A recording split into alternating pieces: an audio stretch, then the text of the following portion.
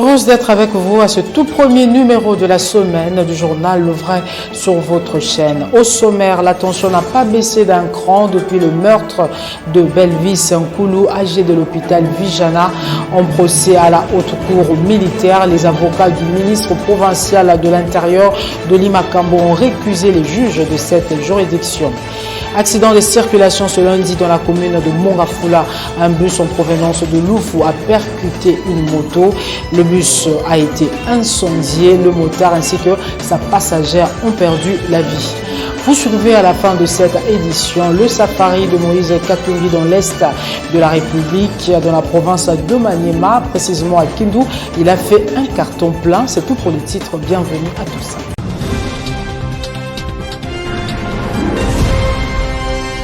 Dossier de l'assassinat de l'AG du centre de santé Vijana dans la commune de Lingwala. Le collectif des avocats du ministre provincial à la sécurité Dolly Makambo a récusé la composition de juges de la haute cour militaire siégeant en procédure de flagrance. Et ce lundi, Bekimbelo nous en parle. Suivez. Jusqu'au moment où je vous parle, je n'ai pas droit d'accès au dossier. Je ne connais pas le fait mis en charge de Dolly Makambo. Je dis à la haute cour, comment est-ce que nous pouvons poursuivre le procès de cette manière-là? Vous parlez, vous utilisez de pièces que nous n'avons jamais vues et que nous ne connaissons pas. Vous nous opposez de moyens qui sont dans des documents que nous n'avons pas vus. C'est le renversement du procès dont le fondement est la preuve, a déclaré Maître Théodore Ngoy, président du collectif des avocats de prévenus Dolly Makambo. Pour Maître Théodore Ngoy, la haute cour militaire ne facilite pas la tâche à la défense de prendre connaissance des dossiers du ministère public, tout en regrettant le rejet de l'exception soulevée sur l'inconstitutionnalité de la procédure en flagrance. Il affirme que la haute cour militaire n'est pas la juridiction compétente pour statuer sur le cas de son client. Il espère cependant que cette juridiction désignera une autre composition pour poursuivre l'instruction. De son côté, la haute cour militaire, elle a suspendu l'audience de ce jour quelques minutes après son début et a fixé la prochaine à mercredi prochain. Attendu ce lundi 4 novembre 2019 à l'Assemblée provinciale pour répondre à la question orale avec débat sur l'insécurité qui bat son plein dans la capitale. Le ministre provincial de l'Intérieur, de la Sécurité et de décentralisation Dolly Makambo, dont sa garde avait tiré sur l'administrateur général de l'hôpital Vijana, ne s'est pas présenté car il était à la haute cour militaire de Kinshasa. D'après ses avocats, l'action en cours avec le ministère public prime sur ce qui se passe à l'Assemblée provinciale. Au chapitre de réaction, Blaise Mongo, président de la sidérurgie de la société civile, estime que l'action posée par le policier a été préméditée. Il est au micro de Justine Luanga et Luzon Kiesi. Suivez. Le problème de Dolly Makambo, c'est un problème en flagrance. Parce que ces gardes-là a été affecté pour son service, pour le garder lui en tant que ministre provincial. Ces gardes est allé jusqu'à l'hôpital commettre un crime là-bas. Comment? Ça, il faut encore se poser des questions. Est-ce qu'il était accompagné du ministre de l'Intérieur? Qu'est-ce qu'il est allé faire là-bas? Et s'il est allé faire là-bas, qu'est-ce qu'il est allé faire là-bas? Il a commis un crime. D'abord, c'est le ministre de l'Intérieur qui doit se justifier. Et je demande au président de l'Assemblée provinciale de la ville de Kinshasa de chercher à interpeller d'abord le ministre de l'Intérieur. Et il est les pièces importantes pour ces procès. Dès qu'on va juger le policier, on va commencer d'abord par son chef. Parce que Dolly Makambo n'habite pas à l'hôpital à côté de l'administrateur de l'hôpital de Vijana. Dolly Makambo, c'est un ministre. Est-ce qu'à cette heure-là, monsieur le ministre était dans son bureau? Il était où? Et s'il était au bureau, ça dit qu'il devrait être avec son garde du corps. Si le garde du corps s'est détaché de lui, c'est un crime prémédité. Recruter les policiers au moins 6e année des humanités. Et quand vous ramassez les gens qui n'ont pas de notions policières, vous allez vous attendre à ça. Mais ça devient très dangereux. Aujourd'hui, il y a beaucoup de Kulunda qui sont dans le service de la police. Et ces gens-là, vous croyez qu'ils sont changés? Ils n'ont pas changé. C'est cette arme qui va les servir pour faire beaucoup de crimes. Et je crois que ça va arriver encore beaucoup plus.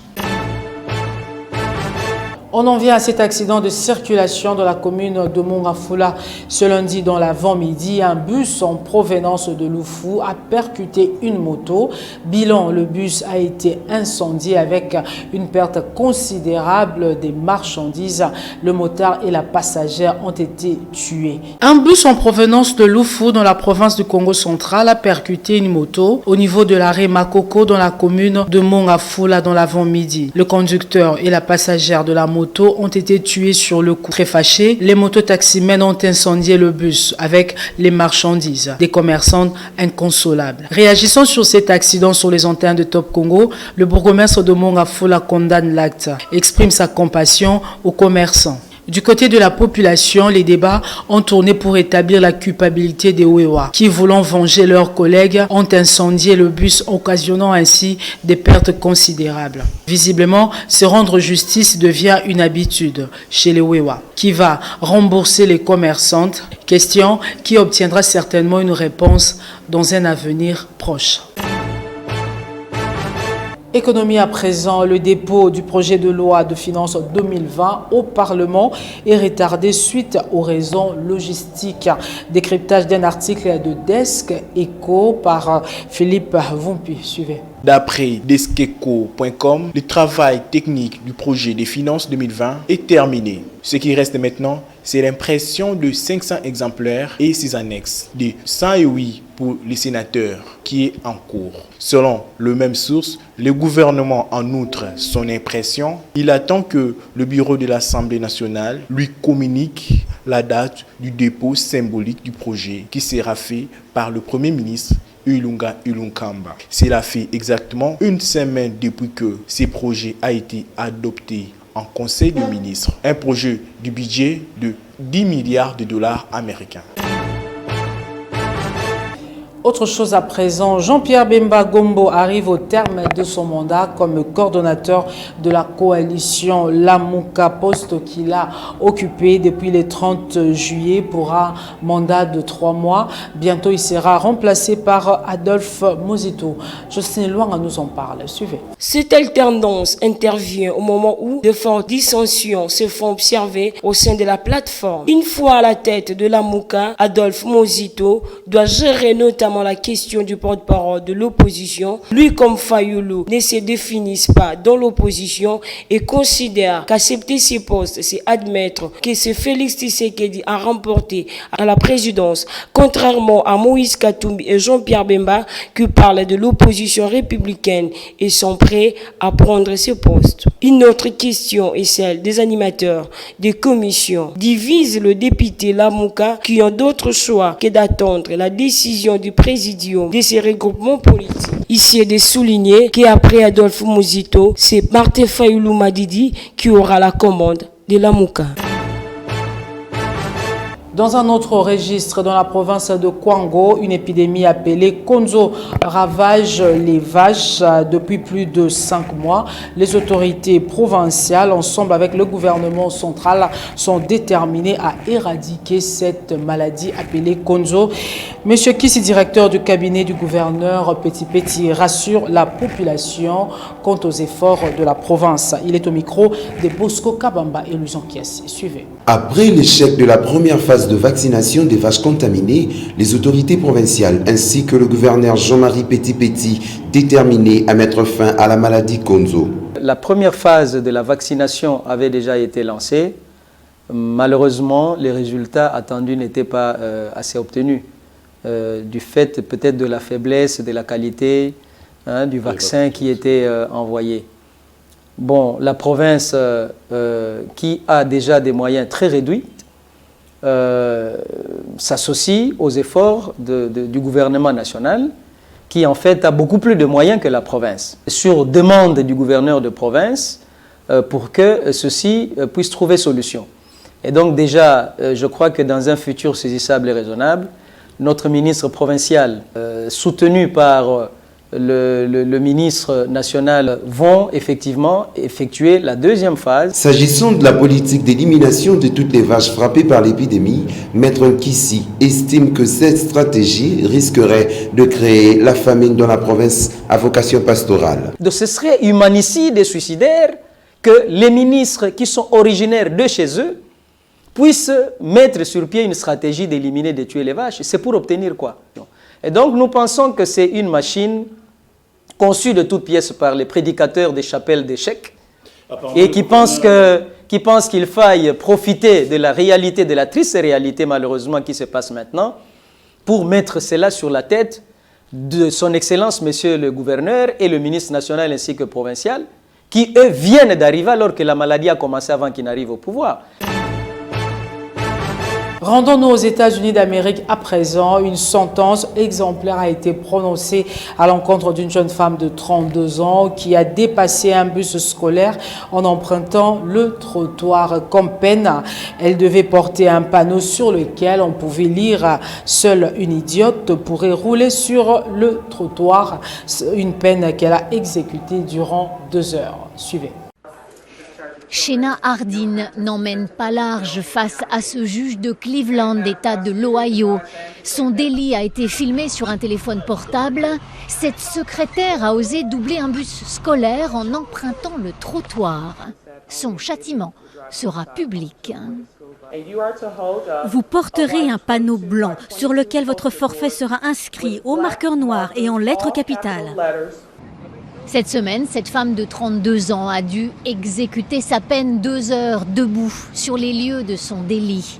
Conformément au souhait du juge, le panneau dit que seule une idiote pourrait rouler sur un trottoir. L'humiliation publique amuse certains passants et beaucoup approuvent la sentence. Le trottoir, c'est fait pour les piétons, pas pour les voitures. C'est pas bien ce qu'elle a fait. Et quand elle pose le panneau quelques instants pour pianoter sur son téléphone ou fumer, il y a des mécontents. Elle lâche son panneau, elle s'appuie dessus. Moi j'aurais mis un garde à côté d'elle pour être sûr qu'elle fasse bien ce qu'on lui a demandé. Et puis pas d'écouteurs dans les oreilles, pas de cigarettes. La jeune femme se cache parfois derrière son panneau et tente vainement d'échapper aux questions des journalistes. Je vais juste exécuter ma peine et retrouver ma vie normale et vous devriez tous en faire autant. Ces sentences alternatives ne sont pas rares aux États-Unis et elles ne suscitent guère de polémique. En Floride, cette autre jeune femme a été condamnée à marcher dans son quartier, panneau à la main. Elle y admet avoir volé dans un magasin. Les juges, adeptes de ces punitions, estiment qu'elles sont très efficaces pour éviter la récidive. Place à présent au safari de Moïse Katumbi dans l'est du pays, à Kindu. Il a fait un carton plein. Suivez, c'est un élément en grand format.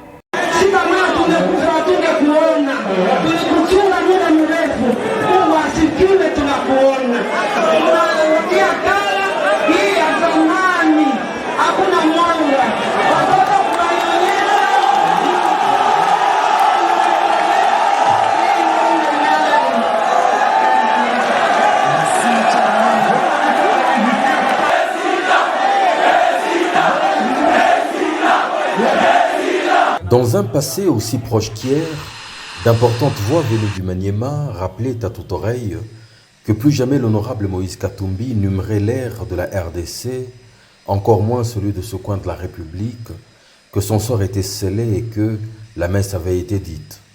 Le samedi de novembre 2019 sera désormais retenu comme la date qui aura mis KO leur funeste prédiction et leur arrogance politique.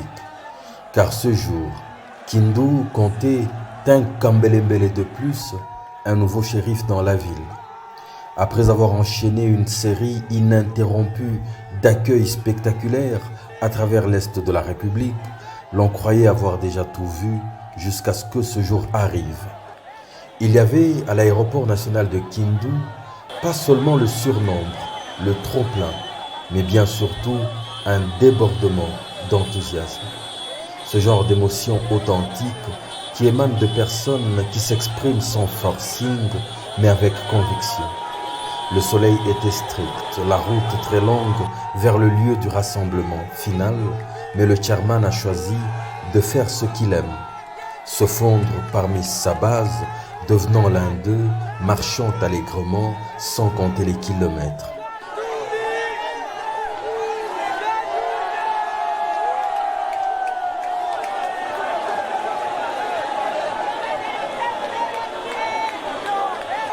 Un véritable tour du propriétaire.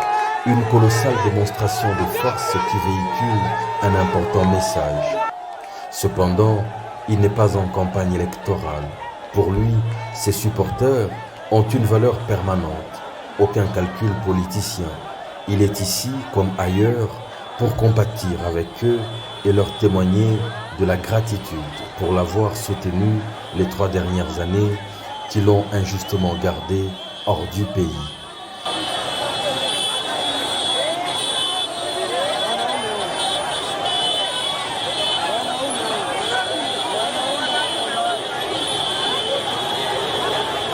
Tumi liberateur sa vile balimandika mbiblia. Hakuna mtu ashapokelewa kumanyema sana yeye. 2023 rendez-vous 2023. Tosepel makasi pour arriver à Moïse. Bayaka melelo balonga te.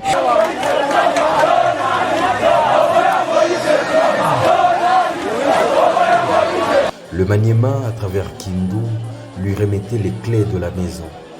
Et il y a bien longtemps, si pas jamais, qu'un leader, quel que soit son bord, a été accueilli de cette manière par une population reconnue, très exigeante. Ce n'est pas une marée de drapeaux ici, c'est une marée humaine. La terre y a tremblé. La ville était en pagaille, on aurait cru le temps s'être arrêté. Ceux qui ont des yeux pour voir ont vu. Impossible de faire semblant. Le débordement a lui eu lieu à la place prévue pour le meeting. Un véritable show. Tout Kindu déchaîné, emporté. Trouvé où mettre ses pieds, relevé alors du miracle.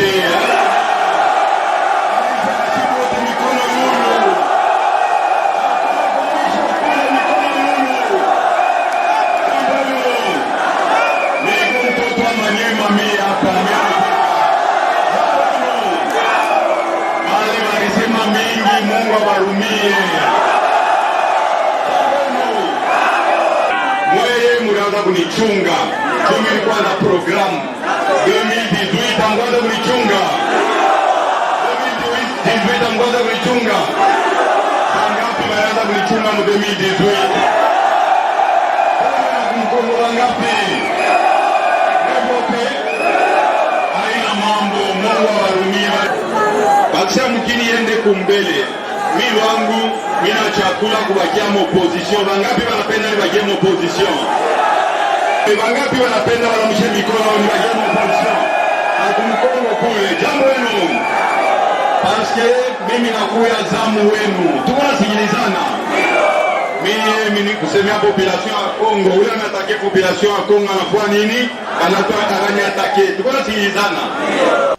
Et c'est ici que le chairman est intronisé Kambele-Mbele, avec un titre de propriété de terre qui lui est volontairement offert par un membre du public. La population veut le voir construire et habiter chez elle, une sollicitation à laquelle il répond par l'affirmative. Et le grand meeting s'est poursuivi. Dans sa logique d'opposant exigeant, il multiplie les plaidoyers en faveur de la population et lui démontre qu'il maîtrise, au bout des doigts, ses préoccupations. Un meeting de célébration, un face-à-face historique, une gifle a procuré des crampes au chapelet des prophètes de malheur qui avait vite fait d'enterrer le chairman, déjà. Prêchant l'amour, il rappelle avoir cependant déjà tourné le dos au passé. La fin du meeting a ressemblé à son début. Et cette fois, c'est son véhicule qui surfe sur la vague humaine venue le soutenir. C'est sur cette éclatante note que la deuxième phase de son safari national se clôture. Et il a bien raison de danser aux sons ancestraux, ceux du Maniema profond, exécutés au domicile de son conseiller spécial, Salomon Kalondadela, qui rentrait également à la maison.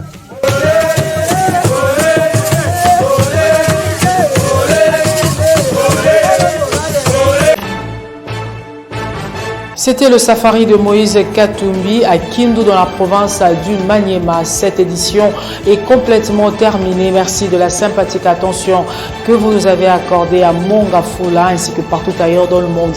Madame, Monsieur, ce journal est terminé. Au revoir.